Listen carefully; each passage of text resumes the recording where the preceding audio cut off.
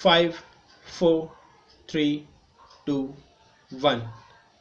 So, very valuable suggestions have been made both in regard to the housing policy of the government of India and also in regard to prefabricated housing in the context of this Hindustan housing factory.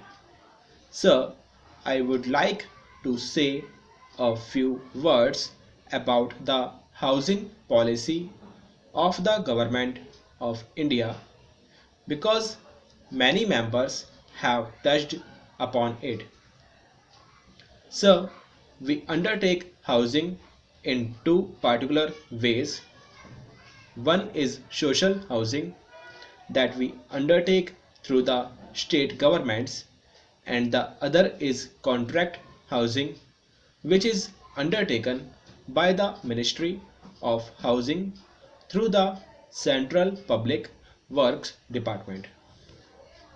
As far as social housing is concerned, I fully agree with Shri Sapru that housing occupies a very important place in our society. Food, clothing, and shelter, we have always been proclaiming that they are the three tenets of our socialistic pattern of society.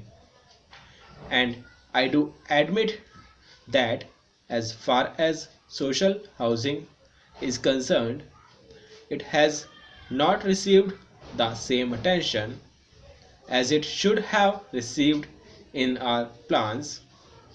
I am not blaming the concerned planners.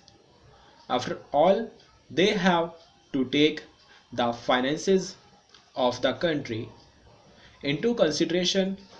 They have also to take the state resources into consideration.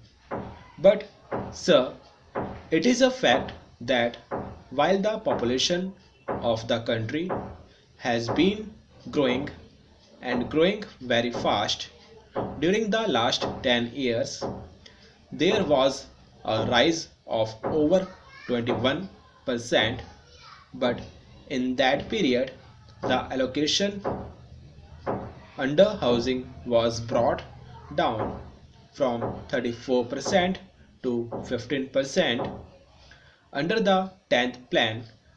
That has been our misfortune, and so the states too, in spite of the fact that the allocations have been lowered, have also not been very active or enthusiastic about the housing programs. There have been lapses, and some of the houses which were built for the industrial workers have been allotted to non-entitled persons, and when the emergency started, even the allocations made for housing in the state plans have been diverted to other projects. They are good projects, important projects, but if we concede that housing gives a man a certain amount of satisfaction, security of life, a home housing has to receive some priority, if not a very high priority. I have taken this up with the finance minister and the planning minister. I have also been to the life insurance corporation. The life insurance corporation has been very helpful. Now, sir, I come to a short while to the housing which is undertaken directly by my ministry. A reference has been made to Delhi. A reference has been made to the unfortunate conditions under which government servants have to live, and the last speaker very rightly remarked that the rents in Delhi are on a very high side, I have to accept all those premises since I took charge of this ministry. It is nearly a year now. I fully examined the problem from all its aspects. I find, sir, that previously we have been more concerned with paying house rent allowances to our government servants. We have been taking property on lease. We have been requisitioning properties, sometimes paying very heavy rents, and at the same time maintain those properties which belonged to other people.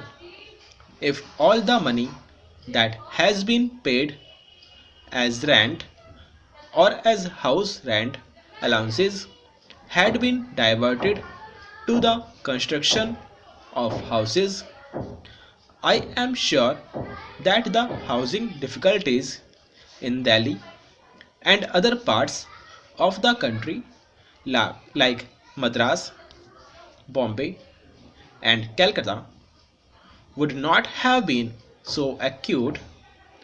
It is a fact that the government servants who has a house has a different outlook. He works in a different way, but nearly 66% of the government servants in Delhi have to take houses on high rents, have to pay very high rents, and sometimes they have to live very far away from Delhi. During this year, we have sanctioned housing schemes to the tune of rupees 15 crores in the last 5 years of this ministry.